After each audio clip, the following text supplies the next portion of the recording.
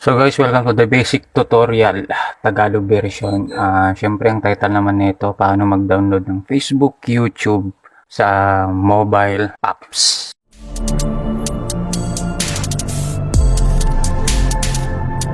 Ituturo ko lang yung quick step niya. In short, yung quick process niya. No? Nakikita mo yun sa background na Snaptube. Karamihan kasi Snaptube o kaya video downloader, Vidmate. Mga yun ang mga tawag dito. Ini-install nila.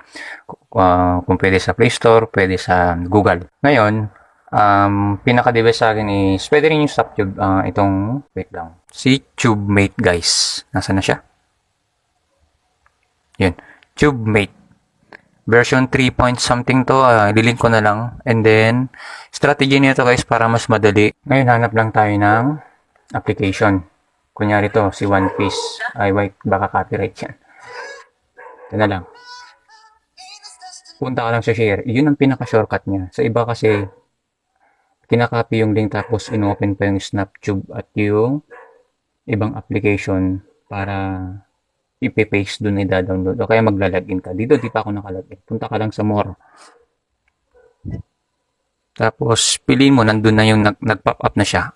Hindi ko sure kung ganito yung iba sa Oppo kasi ganito. Sa Realme, hindi ko sure may ibang way na style. Yung, alam mo na, style yung panel niya. Pero meron, I think is meron yun. Pero, duda ako sa 2017 pababa version, Android 8 pababa. Wala siyang ganito. Kailangan mong ikakapinik. Ngayon, siyempre nandito na. Kunyari, yung Snaptube, hanapin nyo lang dyan. O Vidmate, meron dyan. TubeMate, kasi meron sa akin. Tapos, ayun na. Nag-direct, ano na siya. Ngayon, back mo lang. Kahit wag ka na mag-login. Mag-auto yan. Lagyan mo ng title. Ano kasi nito? BTS. Tama ba? O ngayon, download mo na.